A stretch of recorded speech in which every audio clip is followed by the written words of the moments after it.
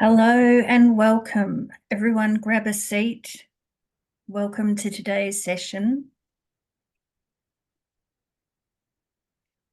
Hello, I'm Jackie Malloy and welcome to today's All Access webinar. As we begin today's session, let's first acknowledge the traditional custodians of the various lands on which we are gathering. You can hold them in your mind, or you might like to write them in the chat.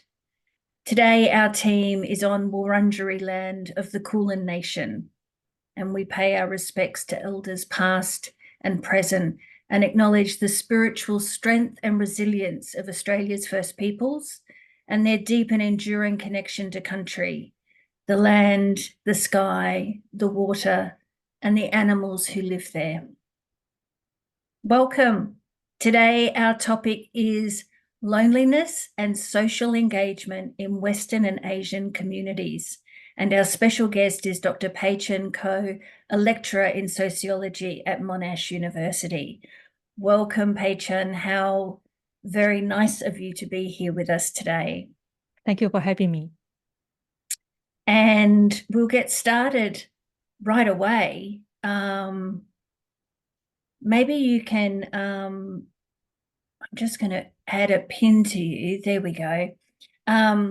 Pei-Chun, maybe you can just start. Yes. I know you've got a lot of information to share with us today, so I'm just going to hand over to you now, and I know we'll be in good hands. Thank you. Thank you, Jackie, for introducing me. So hello, everyone. I'm very happy to be here and very excited to share research about loneliness and social engagement in Western and Asian communities. So I hope you can see my slides on the share screen. And just a bit of introduction about myself. I'm a sociologist, and I have published research on older adults' social engagement, economic engagement, and also mental well-being within the family and also in community in different countries, including East Asian societies. And also right now, I'm working on the Australian population. And I'm very happy to talk about the topics on loneliness and social engagement with you today. So let's start from the big scenario that we need to pay attention to nowadays. A lot of countries are stepping into aging societies. And from this graph, you will see the trend of population aging over the years in the past 60 years. And I want to point out several societies and countries here. For example, we can see Japan in the green dot line. 30% of older adults of the population is age or are age 65 and above. And so are the case for Greece, Germany, and France. They are the countries that we tend to categorize them as stepping into a bit serious aging societies. It's because that they are large share of older adults in their countries. And if we are looking at the Asian and Pacific regions, we will see the countries that in our neighboring countries like Thailand, South Korea, and then Singapore, China. You can also see the same trends with the increased percentage of aging population. And Australia, compared to our neighboring countries, is right in the middle.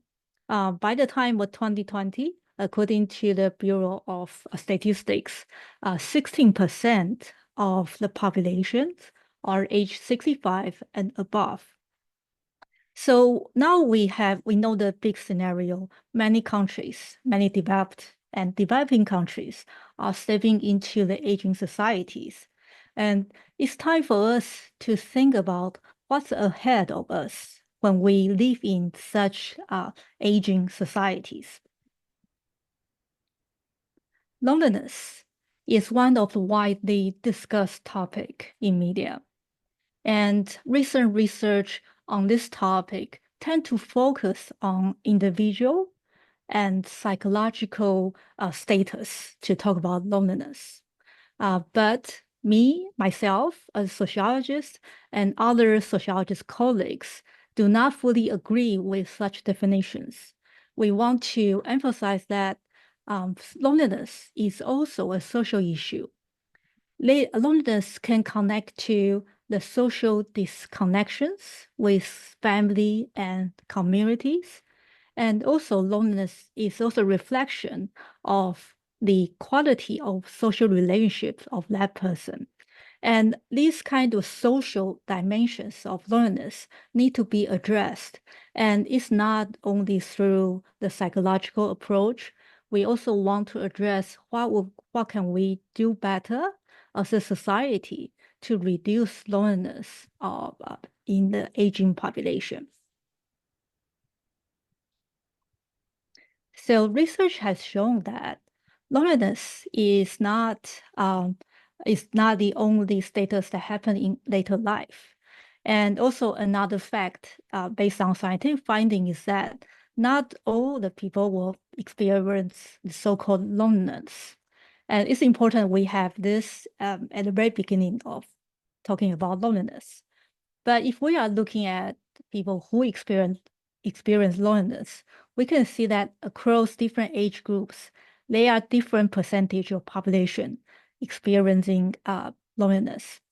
So we can see that it's kind of like a U shape in the graph.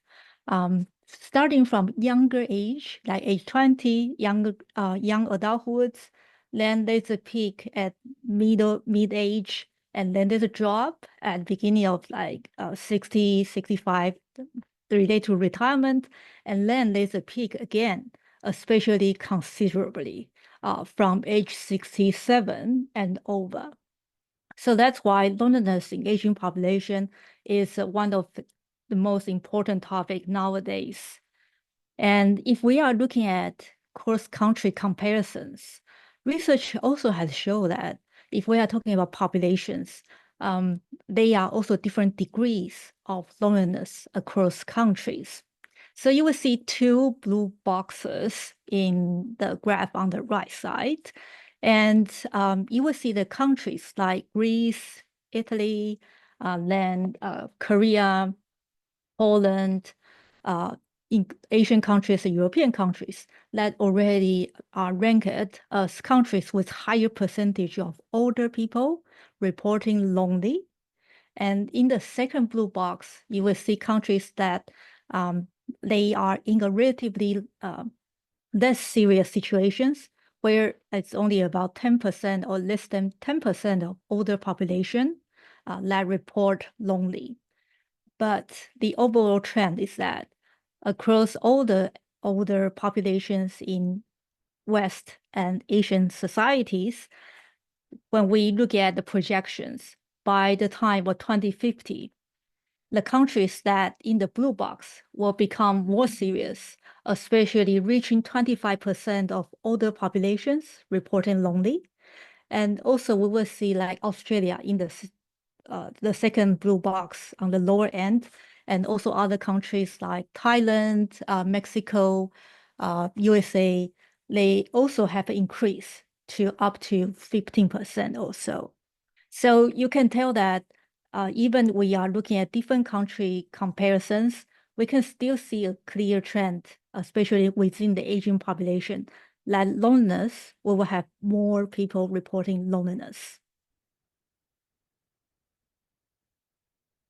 So what will be the impacts of loneliness? Research has shown that it will increase the levels of depression and also to the clinical scale of depression.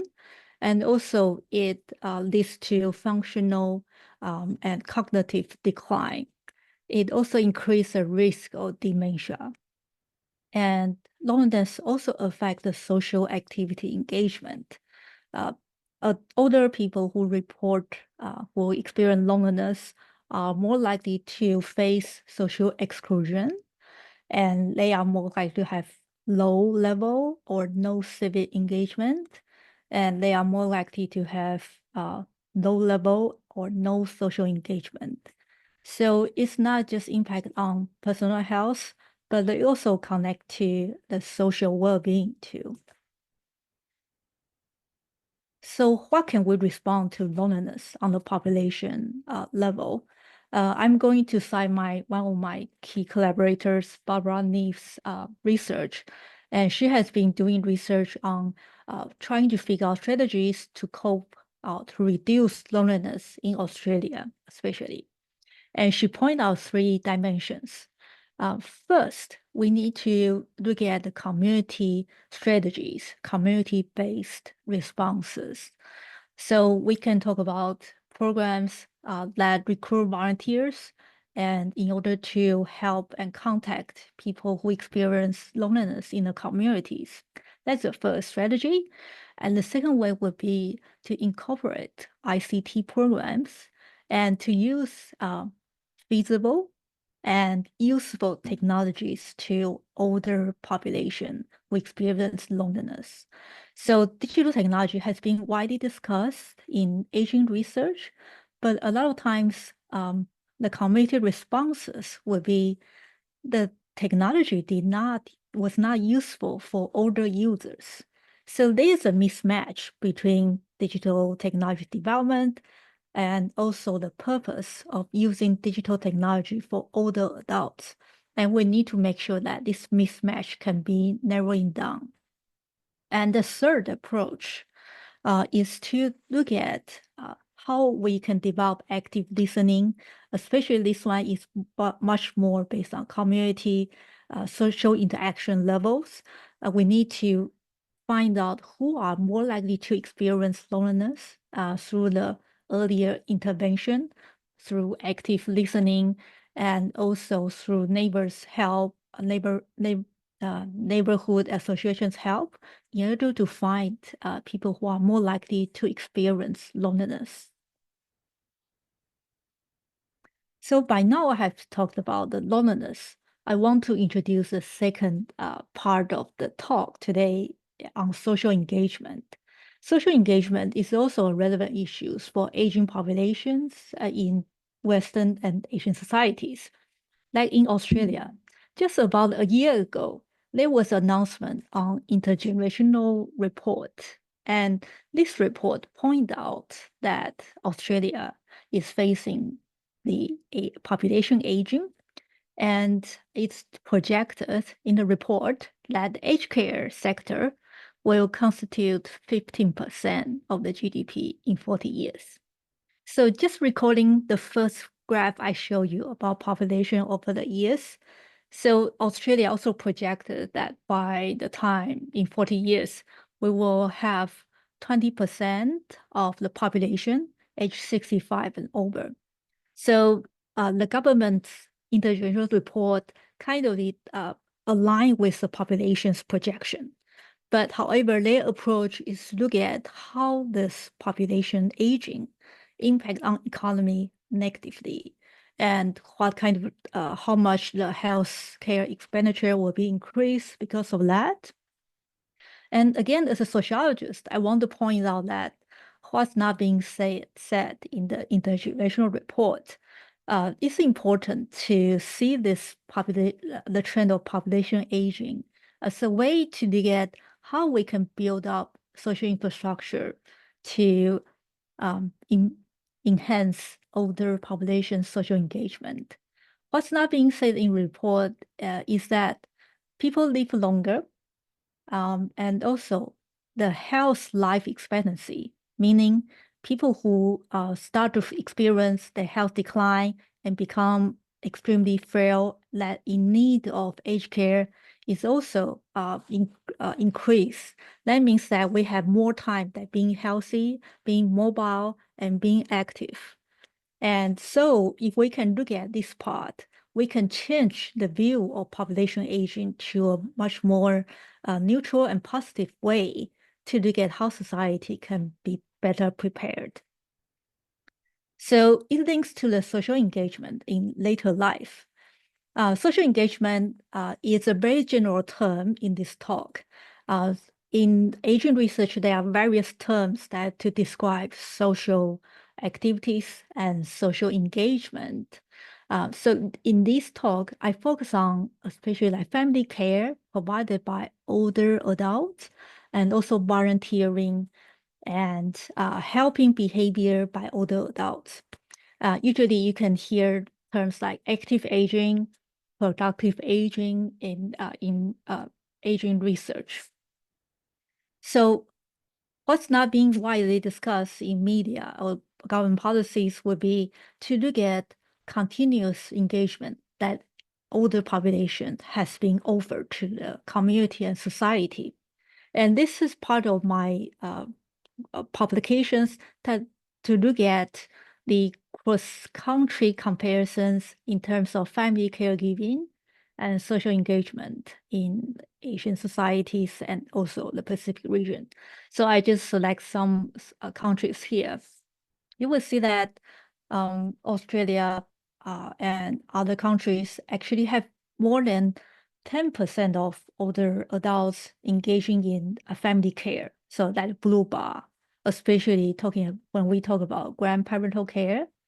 So family caregiving that already represent older adults continuously to be part of the family life and engaging with younger generations. And the orange bar shows the social engagement in terms of volunteering and helping behavior. You will see that Australia has about 30% of older population, reporting in volunteering.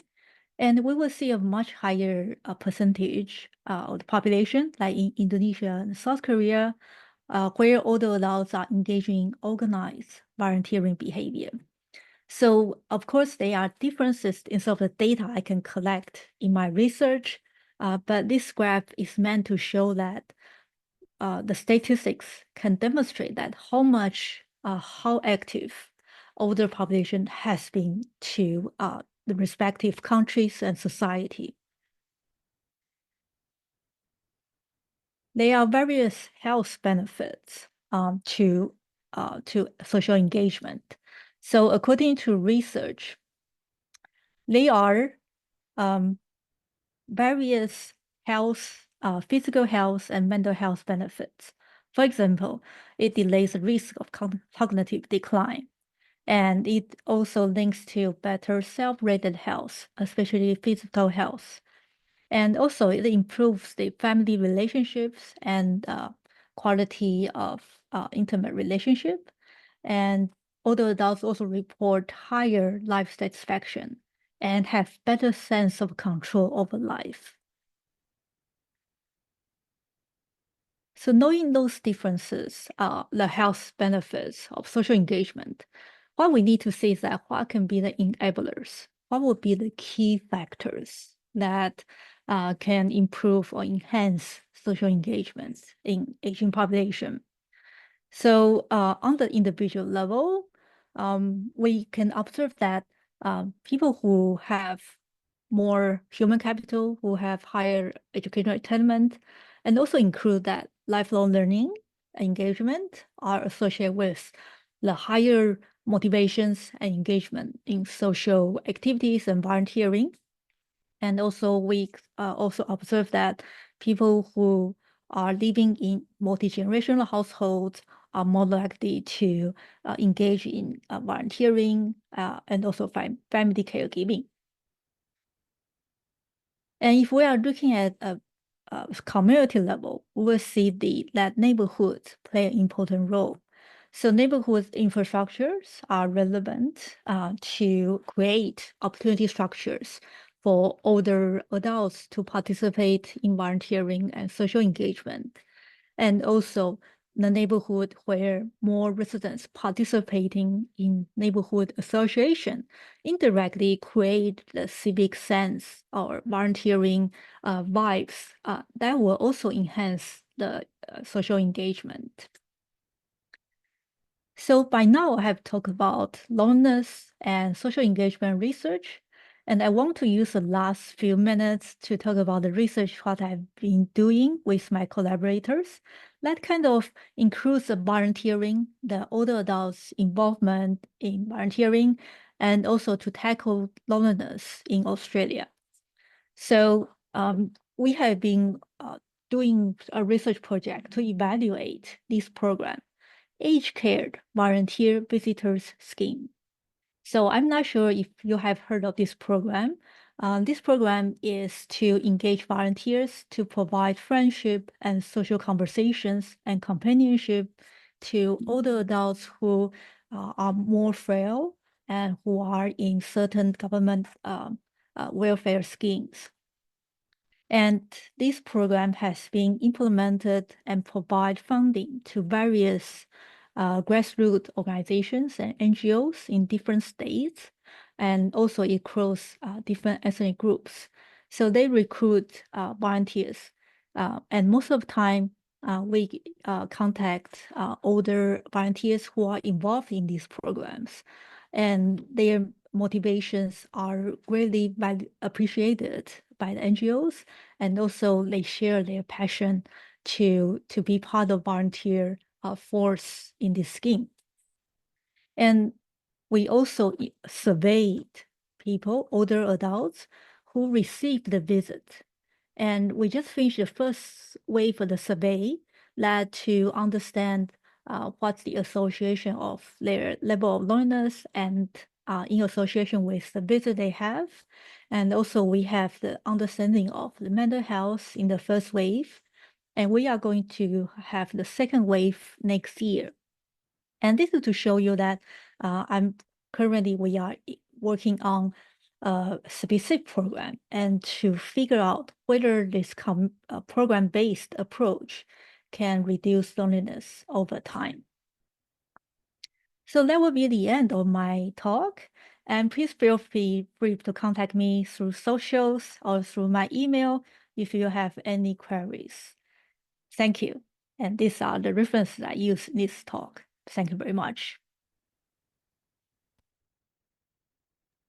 Pei-Chun, thank you so much. That was so interesting. And it's good to get some of that actual data and research that we sort of know, we've been told and we've heard, it's an aging population, but to actually get some more information about that and see us in relation to our neighboring countries is also really helpful. I also very much enjoyed that sense of family engagement and broader societal volunteering. Yeah, just very, very interesting, very satisfying to get some of that information. Thank you. Before we finish, I'm just going to open up if anyone's got any comments or questions that they'd like to put forward, or just even some of your thoughts. Kathy's asking a question. Can residents living in aged care facilities request a visit? Thank you, Kathy, for your question. So a brief answer is that it's possible. But usually when we contact residents in the aged care facility who receive the visit, it's usually arranged through NGO or through lifestyle manager. So it requires the residents to have clear inquiry and also through lifestyle managers to navigate the possible help from the local NGO to provide volunteers visit. Okay. And Peter's asking a question. This might be something we can open up to the floor as well as to you, Pei-Chun, which is, can you define what is loneliness exactly? Thank you, Peter, for your question. It's a great question. And I have to say there are various scientific definitions. So at the very beginning, I mentioned about loneliness, especially in psychological studies that define loneliness is in terms of the psychological status, especially the feeling of loneliness. And that's one of the popular way to define it. But in public health and sociology, we also include the social dimension within that. Yeah. So it really depends on which approach you are looking at. And you can find that they are psychological dimension, social dimension, and also it also overlap with the mental health conditions of the individuals. Mm. Because But it's like there are different kinds of loneliness, isn't it? Like um, you can say that if once we really look at how they define the loneliness, we will see a different school of thoughts. But mm, of course, psychological status is one of the fundamental definition there. And also, I want to make a point about cultural differences too, because in studies that I was not able to share today, they also define loneliness differently. In South Korea, in China, or in East Asian societies, loneliness can be in relation to family networks, family contacts. So it only adds to complexity of understanding loneliness yeah. cross-culturally too. And not just our understanding, but how individuals answer the question, are you lonely? Their answer, I mean, it's not just a yes, no, really, is it? Because they may have different ideas of what constitutes their own loneliness. That's right, Jackie. So you also point out an important approach, especially really through active listening to older adults who experience loneliness, because their way of respond or answering loneliness can be contextual, can be linked to the circumstances, but it can also reflect to the chronic and prolonged social situations too. So it's Mm, also important for us to collect data also from their first-hand experience. yeah. It's that active listening, it's something that comes up again and again. We know that it's the core of spiritual care. Um, and it seems that for really anything where we're dealing with humans about human conditions, active listening is like the core tool that we have to use. Yeah, that's right. Yes. And especially in research, sometimes for researchers like myself, we tend to focus on instruments or surveys, but then we forgot that we are talking to people who may experience loneliness or certain social situations. We Mhm. also need to be remember ourselves that we need to do active listening, Yeah, especially in the front line. Yeah. to get the whole picture. Yeah. Yeah. Okay, well, if we've got no more questions, then I think our session is complete. So I'll just give you a couple more moments um, to see if there are any more questions. We just have a comment here. One can be lonely in a group or in a family, not only physically being alone. Loneliness can also be linked to grief and loss. For example, the loss of a village via flooding. That's so true. We've done a lot of talking, Pei-Chun, previously around grief and loss. So we know that that is sometimes I imagine we can talk about loneliness around the intangible. It's not necessarily what we know that we don't have. We can just have a feeling of loss Yeah. that may relate to a previous trauma that we bring along with us. Yeah. Yeah, that's exactly right. So indeed, loneliness is also connected to the loss of important relationships, and that's being supported by empirical data. And also, you point out by Campbell, you point out that physical situation is not always the only indicator. You can feel lonely when you live in the multi-generational household too. So it all depends on the relationship you have. Thank you so much. I think we'll leave it there. That's coming up to 1:30, which is our cutoff time. So thank you again, Pei-Chun, for your presence here today and for your great information. I also want to say that when we send the replay, the recording out of today's session, we'll also include a link to your program so that people can participate if they wish to. Thank you so much for having me. Thank you so much. Take care. Lovely. Thanks, everybody.